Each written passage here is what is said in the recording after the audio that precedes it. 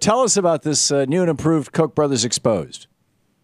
Well, the new version, which we launched on Tuesday with an event in Washington, D.C., where Senator Reid and Leader Pelosi were there, and Senator Sanders, was what is an effort to reach millions of people who are being besieged by Koch-funded ads, attack ads, and all kinds of ads, and the way the Kochs fund think tanks. So what we've been able to do with the original film and now with this updated film is go out, investigate, find the truths about the Kochs, and then provide that information to people. And the wonderful news, Tom, is thanks to over 2,000 people who've given us contributions, we're able to make it available for free. So you can literally watch it for free, and then most importantly, send the link on to someone else you know who should see the film. And what's the website for watching it for free? Koch Brothers Exposed. That'll get you there. Koch Brothers Exposed dot what? .com. .com. Okay. Koch Brothers, and Koch, of course, is spelled K-O-C-H, like Koch. Oh, yes. Yes. Koch Brothers Exposed, without the R.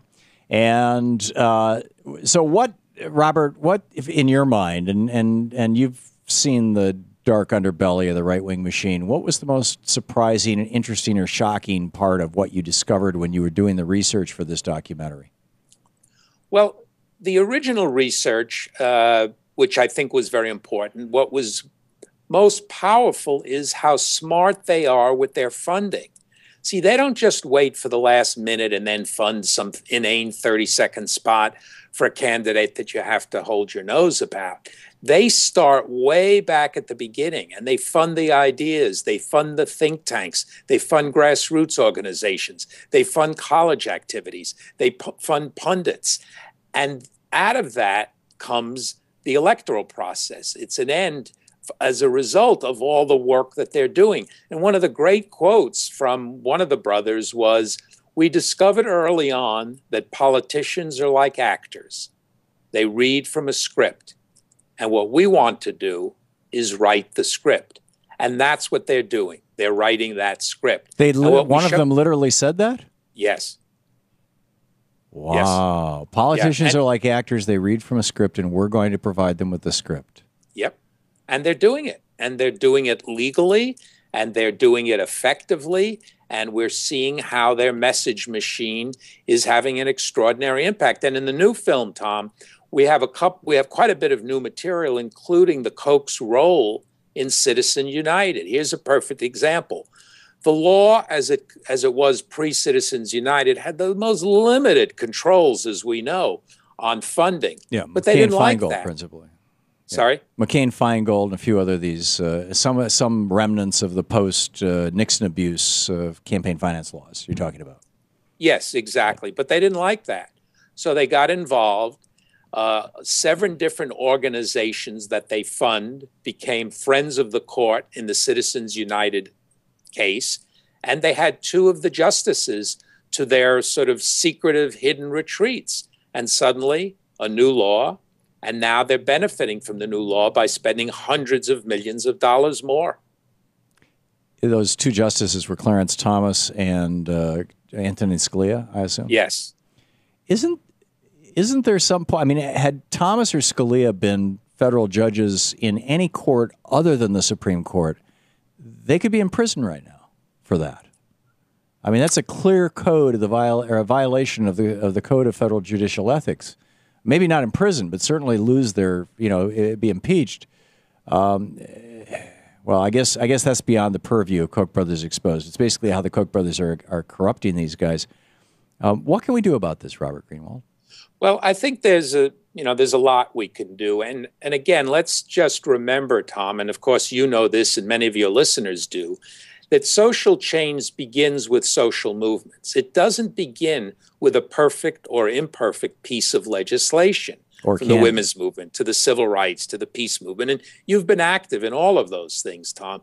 So what we can do as a first step is make clear to people the real import of dark money in politics, i.e. the Koch brothers. It's not abstract. It affects the job you can get. It affects minimum wage, which they're fighting, by the way. One of the most extraordinary figures we came up with is, listen to this, what the Koch brothers would make in 1 hour, a minimum wage worker would have to work 76 years full time. Wow. And that's the kind of information, and we have personal stories in the film. So the first, and I think the job that we all can do, is help spread the word. Right. And again, the film is free. And not only that, you can send individual sections of the film. So let's say you know an environmentalist and their thing is only the environment. You can forward that section. If it's unions, a union section. If it's minimum wage, a minimum wage section, et cetera, et cetera, et cetera. So we're really excited to be able to unleash the digital tools so that everyone can do something.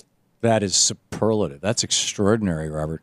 We're talking about very exciting. Robert Greenwald, activist, filmmaker, president of Brave New Films, bravenewfilms.org, about his new project, KochBrothersExposed.com. And does it hearten you that Harry Reid is actually taking these guys on the floor of the Senate now?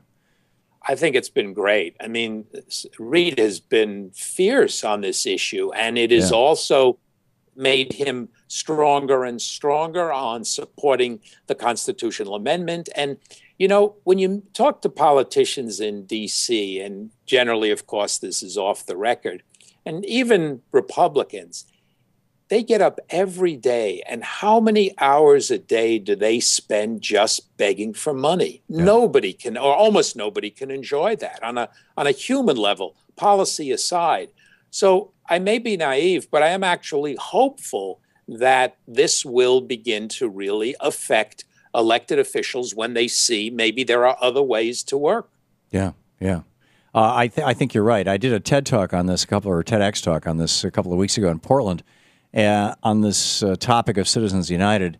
And, my call for action, of course, was amend the Constitution to say that money isn't speech and therefore is not protected by the First Amendment. George Washington did not fight the Revolutionary War to protect the billionaires. And corporations are not persons and therefore are not protected by the 14th Amendment. Abraham Lincoln didn't fight the Civil War to free the corporations. And after I was done, it hit me that the one thing I'd forgotten to say, and I'm slapping myself upside the head for it, was that it's not going to be that hard to get this amendment through Congress, because I have talked with Republicans as well as Democrats, like you said, off the record, who say, I hate the fact that I have to spend 5-6 hours a day. There's probably 50 of them who have offices in this building that that I'm sitting in right now, because we're just 2 blocks away from the Hart Senate office building.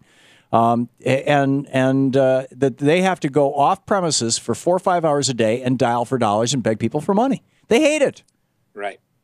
And I think that's very important. And I think you mix that, Tom, with the fact that no matter what your issue is, and no matter on which side of the issue you are, unless you're 1% or unless you're a billionaire, you know that your issue is being screwed over in the sense that it is being bought.